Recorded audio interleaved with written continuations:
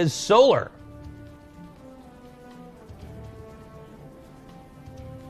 Very exciting to be here doing Legacy of the Void and seeing this entire game completely change. I mean, this is basically StarCraft 3. Over here in the red, in the upper right, it is dark. All right, so Solar is one game away from not having won all the tournaments that he's in, guys. So there you have it. That would be a very quick-lived thing right there. But all right, so this is going to be a very fast expansion here by Dark. And Solar, of course, taking quite a fast expansion as well. This is not uncommon, especially on this map. Orbital Shipyard, it has a tiny ramp going down towards your third base. So it's like basically even if you go for a quick hatchery, like Ling Baneling is not going to kill you when you're on two bases. Yeah, that's true. So you can definitely tech up a little bit easier on this game, on this map rather. Whereas, on some other maps, punishment is definitely a threat early on. Yeah. I want to mention about the way that Solar's played the series so far. He's kind of gone a little bit greedy in both the games. A little bit greedy. Yeah, like, the early build order, okay, it's like, yeah, you went hatch first and Dark caught you with an early pool. That's fine, but that's not what I'm talking about. Like, he droned really heavily and was trying to go lair and hadn't even stacked his overlords really yet to produce the roaches. Like, he was building 5 overlords when Dark moved across the map. So he was kind of just like really powering his economy and trying to get like a big lead going into lair on 3 bases with a gold. I feel like maybe that's just a bit too greedy. Well, not even just greedy, maybe unnecessary. I mean, it seems like, especially when you see how much the income gets ramped up on a gold base. Yeah. What are you looking to get that with gold the base layer? is not exactly easy to defend, right? I mean, it's certainly. quite exposed. So it would almost seem like you'd have to just go head-to-head, powering up an army versus trying to tech into something fancy in mid-game or late game. Well, right now we have pretty much mirrored builds from these two. Speed, Baneling Nest coming on the way. Basically identical builds. Yeah. Yeah, your standard hoot and holler of a ZVZ. I've never heard you say it that way, but yes. Yeah. Your standard hoot and holler, your indeed. Standard hoot and holler, man. It's this is early game ZVZ no matter what you do because the Baneling kills a lot of Zerglings very cheaply. That's just the way of things. Now, Solar and Dark both taking that third base. Now, the third base is pretty wide open. It'll take a while to get creep down there. You're not really going to Sim City a wall or anything like that. And because of that, we sometimes see more Ling Bane aggression during a situation like this. But on those 3 bases, will one of them attack? And it looks like Dark is prepping to. You beat me to it. I was going to say Dark is, looks like he's very much so intending to hit and hit hard. Now, with the attention here on the middle of the map, if Solar does not detect this is coming, he can be blindsided pretty quickly. And it would seem like, oh, well, he's going to know now for sure because he walks right by that. But let's see if he's ready anyways, because if this does come down here and let's just say deny the hatchery from being there, again, not just an expansion you're losing, but one of your only 3 production facilities. Yeah. So, and it's a big pretty deal huge. with the new larva mechanic here. So, I mean, true. you need your hatcheries, man, for sure. You need to hit those injects. You need to get your hatcheries. Oh, nice connection there. Yeah, good connection for Solar. Look at this micro right here. Dark with that one Baneling does get it out of there before the Lings do eat it. And some good defense so far by Solar.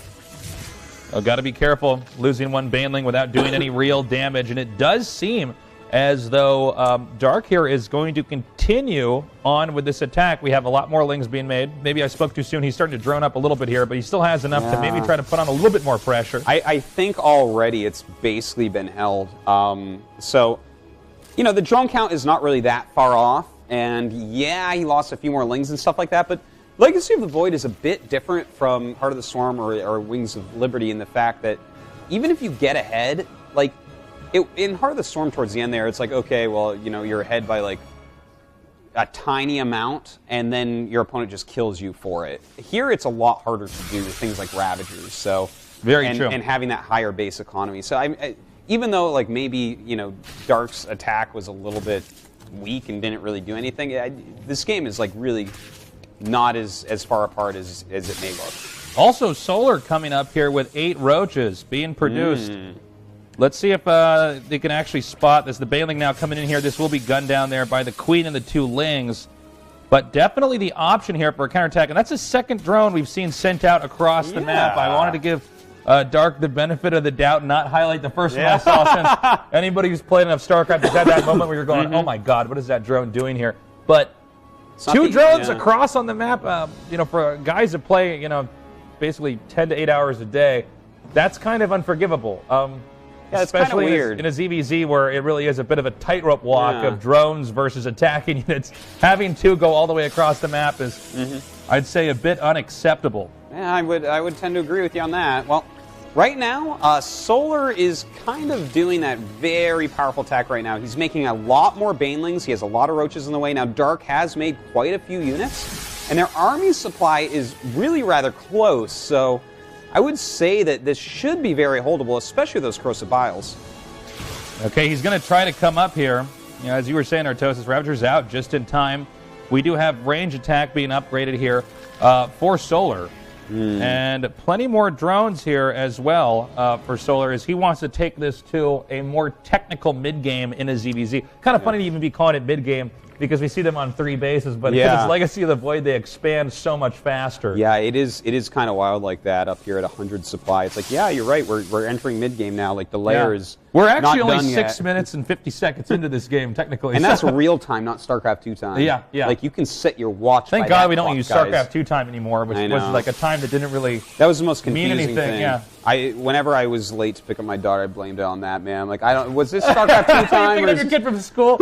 This is Korea, so they'd be like, oh, of course, it's in StarCraft 2 time. Like, that's right, yeah, they did. It's like that timer doesn't really operate as an actual clock. So they did fix that. So, yeah, I mean, what now, 17 minutes and 20 seconds into this game, and already, ouch, that sucks. Already pretty intense. I'm going to predict this here, but and I'm fine being wrong, but I do think that we are going to have much shorter games that are more intense here in Legacy of the Void. You think so? I think so.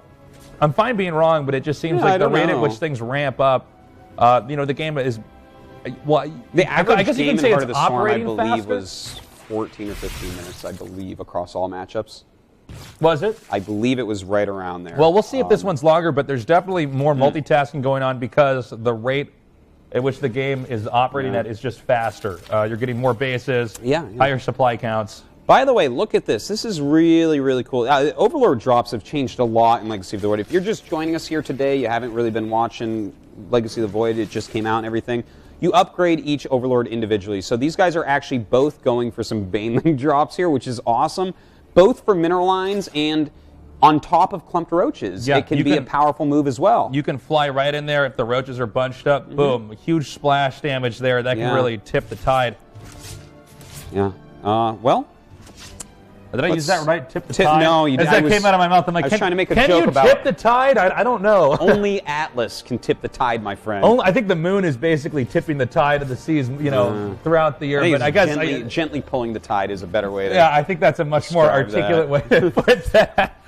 But, we're going to have these two armies crash into each other here. We're going to see what happens. I'm not sure where the Overlords were as I was looking into your handsome... They're both going like really wide for Baneling drops. Okay, so they're going to be focusing on the mineral lines. Yeah. I was looking into your doe eyes when we were talking back there, and I missed that part of the action. But we do have the Overlords coming in here. And by doe eyes, he means deer looking to headlights. I'm like, oh my god, what's going on? Look out, there's Banelings in those Overlords. All right, well, here we go. This is actually a pretty big deal right here. It could kill a lot. Ooh, a couple good connections. Going after the queens there.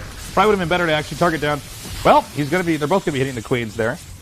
And meanwhile, nice attack coming up here. Gonna have to back up that area of the map acts as a bit of a funnel. Big counterattack here with these Zerglings coming in from Solar. Both the Baneling drops for both sides maybe not doing as much as they had hoped, but... Is he actually going for the Roach Warren there? Did he get that taken out? The Roach Warren? I don't think so. Oh, he did kill the Roach Warren. Yeah, he did kill the Roach Warren, so he's going to roach up behind this and possibly try to go for a kill here. You see Overlords being hit as this game progresses. Overseers, meanwhile, over the army here of Dark to try to figure out, is this the ideal location to attack? We do have the 4th base, top center, and bottom center taken as well, although no action at either of those bases just yet. All right, well, it becomes kind of hard to attack into each other with, Roach Ravager versus Roach Ravager. If you try to go in, like, normally someone would have to take the convex. You go in as a convex, and just corrosive bile dots appear everywhere, and you have to run away. So yeah, it definitely forces the armies to relocate, which is pretty interesting here. Supplies maxed out 200 to 200, and minerals and gas are starting to bank up. We see a lot of these overseers and overlords being taken out by those corrosive biles. Definitely another very important thing that can happen with Legacy of the Void. Like, your multitasking is so taxed that you can't even save all your overlords. You want to scout them all the time, but you're going to end up losing quite a few to these corrosive biles. Well, it's pretty cool because a lot of times in previous StarCraft matches, in Wings and in Heart of the Swarm, you couldn't do a lot about the overlords on the map if you were going Roach, right? It was a lot of times you were just stuck doing that, and it was sort of like both players had map hacks on, at least for outside of their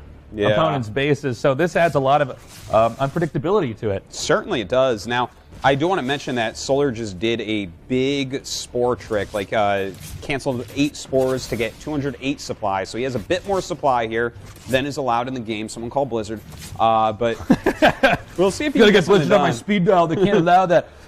And we have an attack coming up here now at the top center. Corrosive bile sprayed out. Both armies relocate. Yeah, and that should keep Dark safe for a little while longer. And look at this. They're both sitting here maxed out. Like, they're both trying to do these multi-pronged grasslands with drops. Now we have burrow movement for Solar, but I don't know that either of them can actually break the other because of the power of corrosive bile. So right here, we do see Solar going into a Hydralisk den, and I wonder if we're going to see some lurkers, because that is like the most cost-efficient thing against roaches you've ever seen. I like this counterattack here from Solar, but you see Dark is already prepared there with his 3 spine crawlers. No way that any damage is going to be done there at that 4th base. And getting to about the 12.5-minute marker, we are getting into a pretty crazy game where both players are trying to relocate each other's armies in the hope that at one point in time their opponent will be exposed and they can hit one of those expansions and ultimately parlay that into a victory. Well, I think that Solar's doing a good job. Like, we have the main army of Dark kind of moving around the map trying to get something done. Okay, there we go. This is the type of move I want to see.